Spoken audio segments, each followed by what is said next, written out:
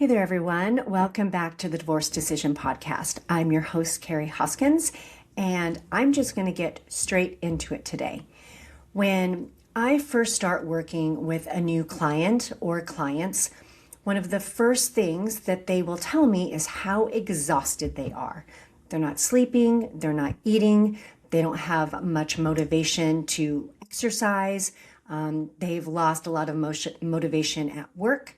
Maybe they are becoming short-tempered with their children, right? And this is especially true for the spouse that is carrying the most amount of unhappiness, because long before they find me, long before they even start having those really hard to have conversations, they have been ruminating and questioning and replaying past conversations and things that have happened in the past and wondering if things will ever change. And they've been doing this privately and asking themselves secretly, is this what I want? Is this what I want for my life? Is this what I want for my marriage? And for many people out there, and you might be one of them, you've been secretly asking yourselves these questions for years. Like I've mentioned it before in the show that there was a statistic, a recent statistic that came out, and I heard it from a podcast where somebody from Hello Divorce came on to talk. The podcast was Divorce and Beyond is actually what it was. And the founder of Hello Divorce was a guest on it. And she had mentioned, and then I did my own research, that the average time that somebody spends contemplating divorce is 4 to 5 years. That is a long time to be living in that limbo, in that unhappiness, right? That kind of private pain is exhausting, okay? Keeping all of those questions and your worries and your unhappiness in your own head definitely starts to wear you down emotionally and physically. And not to mention, it is deeply lonely. I don't know about you, but in my first marriage, when I really became so unhappy that I started questioning it, I didn't tell a soul. Well, that's not true. I told one person. I told like my best friend. That was it. Okay. It was a very isolating time for me. And I find that that's just not my experience. That's a lot of people's experience, right? So people wait to tell their partners how unhappy they are because, let's be honest, having that conversation is really challenging, especially when you have already had some conversations about things that you're not happy with. It just feels like it's more complaining. You really don't know how to explain it. Maybe you don't know where to start. And so what I wanted to do for you today is just kind of give you some perspective and some language for what it is that you are going through. Okay, so we're going to talk about how to know when it's time to share your discontentment with your spouse. We're going to talk about how to do it. I'm going to give you some language for it. And I'm also going to be giving you some questions to reflect on and answer for yourself that can help make talking with your spouse definitely more productive and hopefully a little bit easier, because it doesn't matter. I mean, I could literally give you a script and it's not going to make it emotionally easy, but hopefully this will make it easier. So how do you know if it's time to share with your spouse? Or maybe you already have shared, but nothing has changed. So when you know that you're not yet ready to leave, but you cannot keep pretending like you're okay. You are tired of going through the motions. You'll know it's time to talk to them when you have like this quiet but very persistent unhappiness that does not go away. It does not matter how many bottles of wine you drink, or how many books you throw yourself into, or how much overtime you put in at work, or how many soccer tournaments and swim meets you go to, how much you distract yourself with your friends. That unhappiness just kind of follows you around, okay?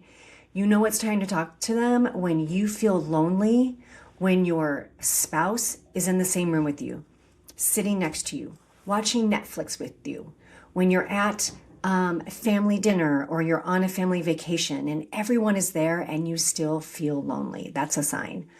When you feel sad or let down or angry a lot. A lot meaning several times a week, okay? These are all signs that you need to have a conversation, a serious conversation with your spouse. Okay, so of course we avoid this because it's really hard to do for a lot of people. So what I want to do now is just kind of share with you some ways to make it easier. And one of the first ways is to wrap your mind around how you got here in the first place. Now, this is a question that a lot of people struggle with. So I'm going to make this very simple for you. Okay, how did you get here? This is how. Relationships, all relationships, okay, but we're just going to stick with the marital relationships, are in a constant like flux or flow through this particular cycle, okay, of harmony, disharmony, and repair. So harmony is when you are vibing, you're on the same page, you're happy, you are in a really great place. And then something happens, maybe it's something small, maybe it's something big that creates some kind of distance. It's a conflict, it's a disagreement of some kind. That throws you into disharmony. And when you're in disharmony, you work through that, which brings you into repair, right? And so then you actively work to repair or fix that disharmony, that problem. And that puts your relationship back into harmony again, okay? So harmony, disharmony, and repair. So people that are in long-term, healthy, happy, satisfying relationships, those relationships go through that cycle like all the time. Okay, we are constantly going through the cycle. Now, people who end up in long-term relationships who are significantly unhappy, what happens is you go from harmony to disharmony, but whatever that conflict or disagreement was, that disharmony was, doesn't get repaired. And so what I call this is an open loop. Okay, so that open loop means that area of your relationship stays in disharmony because you haven't fixed it. So what happens is over time, you get multiple open loops that are living underneath the surface of your relationship. Now, sometimes there might just be one central issue or problem that just keeps repeating itself, almost like one big open loop around one significant topic. That examples of that would be if one of you has a drinking issue, okay, or a perceived drinking issue, maybe drug abuse, maybe there's a porn addiction, or somebody overeats or overshops. Those are some pretty common one central issue examples, okay? In other marriages, other relationships, there are multiple open loops across different areas of the relationship. So I just thought I would share a couple of mine. So in my first marriage, some of our open loops that I really felt like I was left alone to make many of the very hard and weighty medical decisions for our special needs daughter. It was very overwhelming for me and very scary because a lot of the decisions that I was left to make by myself had really big implications for our daughter, okay? Another open loop was that we would get called, 3 times a week to have to go deal with something with my daughter at school. And that was usually left up to me to go get her, which meant I had to, leave work early. And at one point I was leaving work early so often that I got called into the department head's office. And she was like, what is going on? You can't keep canceling class and leaving work early, right? So that was causing an issue. Obviously not just in my relationship, but it was also causing an issue for me at work. So that was an open loop. Being shut out of his emotional world, not knowing how he felt about things. I really value communication and I value partnership and I want to know what my husband is going through, and the capability, the capacity to do that just was not there. And so I felt very alone and very isolated. Okay. So those are a few of my open loops that never got resolved in our marriage. So what I want to point out about that is it's not just about the thing It's not just about the having to leave work or the not being let in, to his private world. It's not just about the thing. It's about how that thing makes you feel. So in my case, I felt very alone. I felt underappreciated and I felt overwhelmed. Some of you might feel like your significant other, your partner, doesn't have your back. You might feel like your husband or wife dismisses you. Maybe you feel taken for granted. Maybe you feel betrayed in some way. And so the open loops are not just about the content, right, of the disharmony or the conflict. It's really about how it makes you feel. And the more open loops you have underneath the surface of your relationship, the more feelings of resentment you're going to experience and more disillusionment you're going to have between what you thought your marriage was going to be or what you think it should be and what it actually is. Okay. So that's how you got here. All right. So one of the things that I would suggest is writing down what are your open loops. So when you do have a conversation with your spouse, tell them what an open loop is and then start referring to it. That is going to make having conversations from here on out so much easier and more clear. It'll help you both get on the same page. So I do want to share with you 3 questions that I would suggest that you reflect on and come up with the answers to before you have a conversation. Question number 1 is, what have I been pretending is okay, in air quotes, that doesn't feel okay anymore? Question 2, what have I known for a while but haven't wanted to admit? And question 3, what have I been minimizing, excusing, or tolerating? So these 3 questions are really important, and I'm going to share with you why.